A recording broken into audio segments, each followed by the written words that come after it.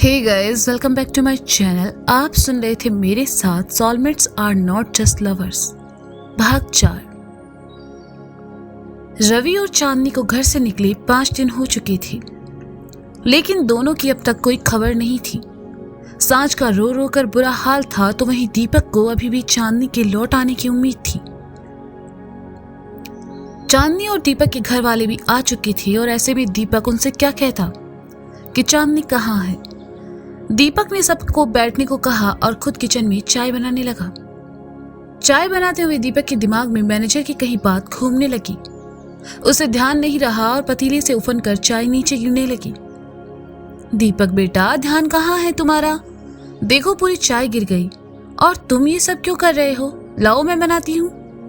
दीपक की माँ ने गैस बंद करते हुए कहा तो दीपक की तंद्रा टूटी।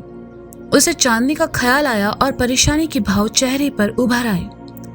दीपक की माँ ने दूसरे पतीले में चाय चढ़ाई और दीपक की ओर पलट कर कहा, दीपक सब ठीक है ना? मेरा मतलब तुम्हारे और चांदनी के बीच। शादी के तुरंत बाद ही तुम दोनों यहाँ चले आए, ऐसे में बहू से ज्यादा बात भी नहीं हो पाई। तू खुश तो है ना बेटा? आप ऐसा सवाल क्यों कर रही है? दीपक ने कहा, माँ हूं ना, तेरा चेहरा देखकर पहचान सकती हूँ। कोई बात तो है जो तुझे अंदर ही अंदर खाई जा रही है। अपनी माँ को नहीं बताएगा? दीपक की माँ ने दीपक का गाल छूकर कहा। माँ की ममता के सामने दीपक का दिल पल भर में पिघल गया, लेकिन इस वक्त चांदनी के बारे में बताकर वह घर वालों को परेशान करना नहीं चाहता था। उसने अपनी माँ को दोनों हाथों से थामते हुए कहा, हाँ माँ, सब ठीक है। वो बस ऑफिस में काम थोड़ा ज्यादा है ना, इसलिए थोड़ा परेशान हूँ और थोड़ी थकान भी हो रही है। ठीक है, तुम बाहर चलकर सबके साथ बैठो, मैं चाय लेकर आती हूँ, दीपक की माँ ने कहा और चाय बनाने लगी। दीपक किचन से बाहर चला आया। हॉल में उसके पापा सास ससुर बैठकर हंस मुस्कुरा रहे थे। दीपक भी उनके साथ आ बैठा। शाम के 7 बज रहे थे, अंधेरा भी हो चुका था। बेटा, इतना समय हो गया, बहू कहाँ रह गई? जरा उसे फोन लगाना, दीपक के पापा ने हाथ पर बंधी घड़ी में समय देखते हुए कहा। दीपक खामोश, कहे तो क्या कहे। तभी उसका फोन बजा, जो कि डाइनिंग टेबल पर ही पड़ा था। दीपक की बहन ने डाइनिंग की तरफ जाते हुए कहा, जरूर भाभी का फोन होगा। कहते हुए उसने जैसे ही फोन उठाया, दूसरी तरफ से किसी की आवाज सुनकर दीपक की बहन ने फोन अपने पापा को देते हुए कहा, पापा, पुलिस स्टेशन से फोन है। पुलिस स्टेशन का नाम सुनकर दीपक का दिल धड़कने लगा। वह कुछ कहता इससे पहले ही उसके पापा ने फोन लिया और बात की। थाने से इंस्पेक्टर का फोन था। उन्होंने चांदनी के थाने में होने की बात कही तो दीपक के पापा के चेहरे पर परेशानी के भाव उभर आए। उन्होंने फोन रखा और दीपक से कहा, बहू पुलिस स्टेशन में है। ये क्या कह रहे हैं आप? चांदनी पुलिस स्टेशन में क्यों है? चांदनी के पापा ने चिंता करते हुए कहा, वो तो वहीं जाकर पता चलेगा। दीपक के पापा ने उठते हुए कहा, भाई साहब, हम सब भी चलते हैं। चांदनी की माँ ने कहा, आइए, और बेटा तुम यहीं घर में रहो अपनी माँ के साथ। कहकर दीपक के पापा दीपक और अपनी समधी समधन के साथ वहां से निकल गए। ये सब कहाँ गए? दीपक की माँ ने चाय की ट्रे लेकर आते हुए कहा, माँ, पुलिस स्टेशन से फोन आया था, भाभी पुलिस स्टेशन में है। दीपक की बहन ने जैसे ही कहा, उसकी माँ के हाथ से चाय की ट्रे नीचे आ गिरी। दीपक की बहन ने अपनी माँ को संभाला और उन्हें सोफे पर बैठाते हुए कहा, माँ क्या हुआ? माँ, आप परेशान मत हो, पापा और भैया गए हैं। हो सकता है भाभी के साथ कोई हादसा हुआ हो। मेरा मन बहुत घबरा रहा है बेटा। बहू पुलिस को स्टेशन क्यों गई होगी?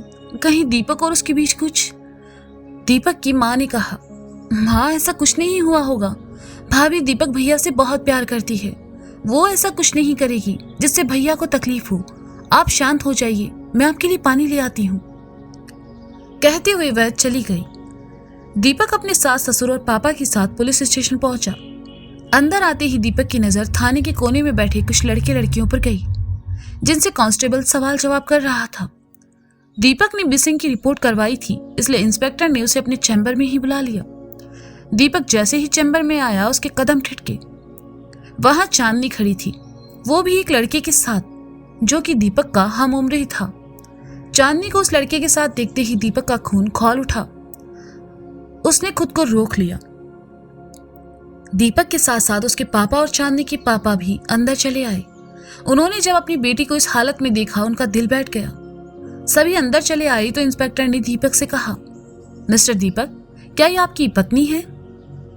जी सर, दीपक ने कहा। इनके साथ जो खड़े हैं, क्या आप उन्हें जानते हैं? इंस्पेक्टर ने सवाल किया। नहीं, मैं इनसे पहली बार मिल रहा हूं, दीपक ने चांदनी के साथ खड़े रवि को देखकर कहा। इंस्पेक्टर ने एक नजर रवि और चांदनी को देखा और फिर दीपक से कहने लगा, कुछ देर पहले ही इन दोनों को पॉश एरिया के होटल रेड में पकड़ा है। जिस रास्ते में ये थे उसका जिक्र भी नहीं किया जा सकता। आपकी पत्नी के इस लड़के के साथ नाजायज संबंध है और बाहर बैठे लड़के लड़कियों के साथ इन पर भी केस बनता है। इंस्पेक्टर की बात सुनकर दीपक का सर चकराने लगा। चांदनी ऐसा कुछ करेगी उसने सोचा भी नहीं था। वह फटी आंखों से बस चांदनी को देख रहा था और चांदनी बिना किसी अफसोस के आराम से रवि के बगल में खड़ी थी। चांदनी की मां ने सुना तो वह गुस्से में उसकी तरफ आई और उसे थप्पड़ मारकर कहा, बेशरम, बेहया, शर्म नहीं आई तुझे? शादीशुदा होकर एक पराये मर्द के साथ इस तरह खड़ी है। क्या यही दिन देखने के लिए तुझे पैदा किया था? तू मर क्यों नहीं गई? तेरी वजह से आज हम किसी को मुंह दिखाने लायक नहीं रहे। कहते कहते चांदनी की मां रो पड़ी। इंस्पेक्टर ने देखा तो कहा, इन्हें बाहर लेकर जाइए। चांदनी के पापा ने नफरत से चांदनी को देखा और अपनी पत्नी को संभालते हुए कहा, तुझ जैसी बेटी से तो बेऔलाद होना अच्छा है। चांदनी के पापा शर्म से सर झुकाए अपनी पत्नी को लेकर वहां से निकल गए। दीपक के पापा ने यह सब सुना तो उन्हें गहरा धक्का सा लगा। दीपक ने उन्हें पास पड़ी कुर्सी पर बैठाया। उसे कुछ समझ नहीं आ रहा था कि यह अचानक से क्या हुआ।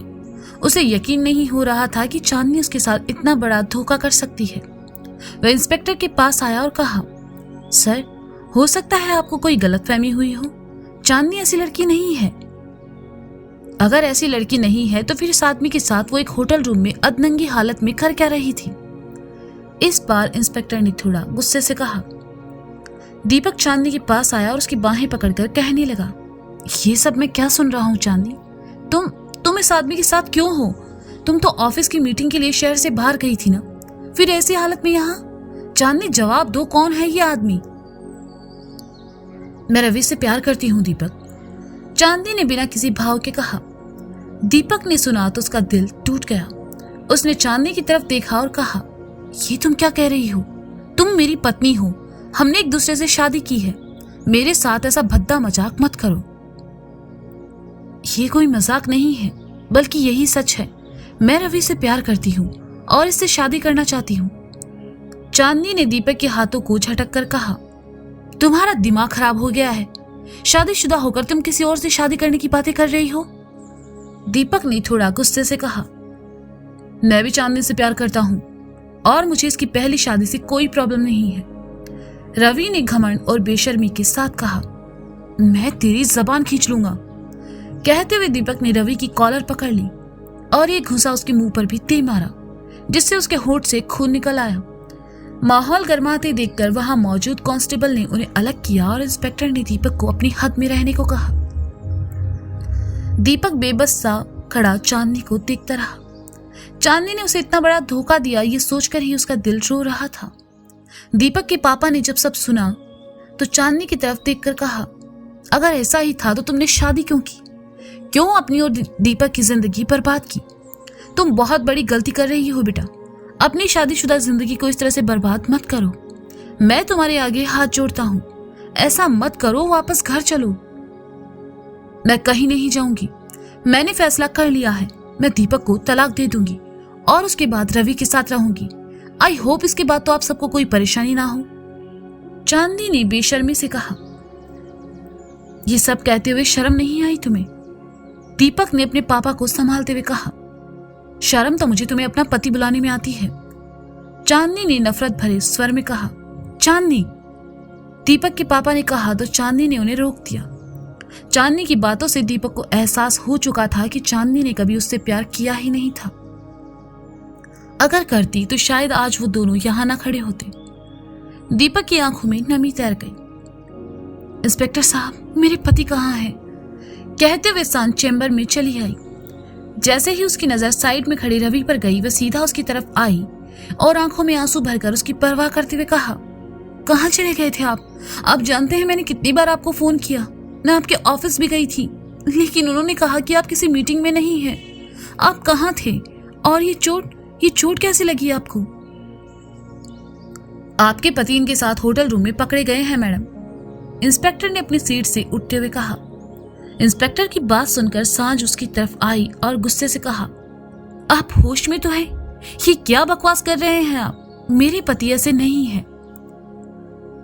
ये बात तो इन भाई साहब ने भी कही थी कि इनकी पत्नी ऐसी नहीं है, लेकिन मोहतरमा आपके पति इन्हीं की पत्नी के साथ पकड़े गए हैं, इंस्पेक्टर ने कहा। तो सांझ ने पलट कर देखा, वहां दीपक खड़ा था। दीपक को देखकर सांझ बेचैन हो गई। उसने रवि को देखा तो इस बार नजर उसके बगल में खड़ी लड़की पर भी गई, जो कि काफी आराम से खड़ी होकर उसे देख रही थी।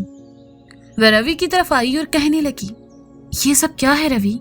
आप सुन रहे हैं ना, इंस्पेक्टर सर क्या कह रहे हैं? ये लड़की कौन है? आप इसके साथ क्यों हैं? रवि कुछ तो बोलो, ये सब क्या है? कहते हुए सांझ की आंखों में आंसू आ गए।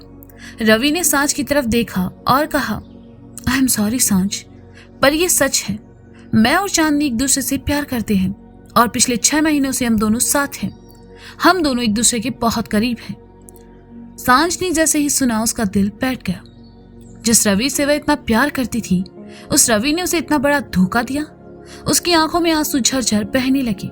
उसका गला रुन गया और वह रोते हुए कहने लगी, तुम ये क्या कह रहे हो? अगर मुझसे कोई शिकायत है तो मुझसे कहो, मैं दूर करूंगी। तुम जैसा चाहोगी मैं वैसी बनने के लिए तैयार हूं। मुझ में क्या कमी है? तुम बताओ, मैं दूर करूंगी, लेकिन ऐसी बातें मत करो। मैं तुम्हें नहीं छोड़ सकती, मैं तुमसे बहुत प्यार करती हूं, ऐसा मत करो। कहते हुए वह रोते हुए घुटनों के बल जमीन पर बैठ गई। उसे रोता देखकर रवि को कोई खास फर्क नहीं पड़ा, लेकिन दीपक ने जब सांझ को ऐसे रोते देखा तो रवि से गुस्से में कहा, वो रो रही है और तुम बेशर्मों की तरह खड़े होकर देख रहे हो। क्या तुम्हें तकलीफ नहीं हो रही? मुझसे ज्यादा तो तुम्हें तकलीफ हो रही है। कहीं तुम्हारा भी मेरी बीवी के साथ? रवि ने दीपक को देखकर बेशर्मी से कहा तो दीपक को गुस्सा आया और वह रवि की तरफ लपका। इस बार कांस्टेबल भी उसे नहीं रोक पाए और उसने रवि को अच्छा खासा पीट दिया। 2-4 घूंसे मारने के बाद रवि ने जैसे ही एक बार फिर उसे मारने को हाथ उठाया, सांझ रवि के सामने आ खड़ी हुई। सांझ को देखकर दीपक ने अपना हाथ हवा में ही रोक लिया। तो दोस्तों, ये था soulmates are not just lovers भाग 4। इसका अगला भाग आप जल्द ही सुनेंगे मेरे साथ। तब तक के लिए शुक्रिया, बाय बाय, अपना ख्याल रखिए और हाँ, सुनते रहें कहानियां, क्योंकि हर कहानी कुछ कहती है।